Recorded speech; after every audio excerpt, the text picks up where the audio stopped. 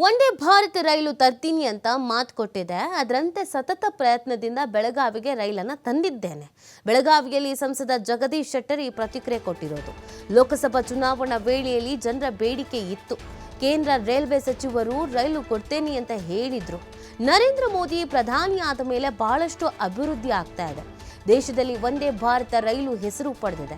Belagavi Kittur railway ಹೊಸ ಮಾರ್ಗ ಆರಂಭಿಸೋಕೆ ಕಾಲ ಕೂಡ ಬಂದಿದೆ. ಈಗಾಗಲೇ 1200 ಎಕರೆ ಭೂ ಸ್ವಾಧೀನ ಮಾಡಿಕೊಂಡಿದೆ. ಮುಂದಿನ ದಿನಗಳಲ್ಲಿ ಅವರಿಗೆ ಪರಿಹಾರ ನೀಡುವ ಕೆಲಸ ಆಗತ್ತೆ. ಬೆಳಗಾವಿಯಲ್ಲಿ ಸಂಸದ ಜಗದೀಶ್ ಶೆಟ್ಟರ್ ಈ ಪ್ರತಿಕ್ರಿಯೆಯನ್ನು ಕೊಟ್ಟಿದ್ದಾರೆ.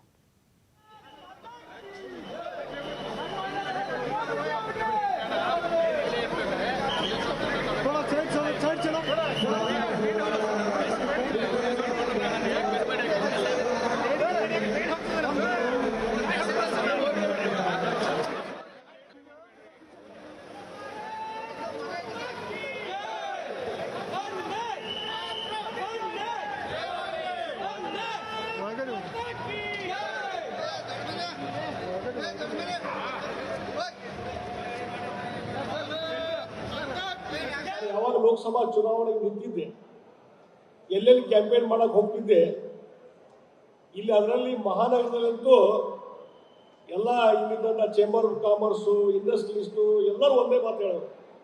ನೋಡ್ರಿ ಶೆಟ್ಟರ್, ನೀವು ಲೋಕಸಭಾ ಸದಸ್ಯ ಆದ್ಮೇಲೆ ನೀವು ಮೊಟ್ಟ ಮೊದಲು ಮಾಡೋ ಕೆಲಸ ಅಂತಂದ್ರೆ ಪುಣಾದಿಂದ ವಂದೇ ಭಾರತ ಬೆಳಗಾವಿ ಬರಬೇಕು.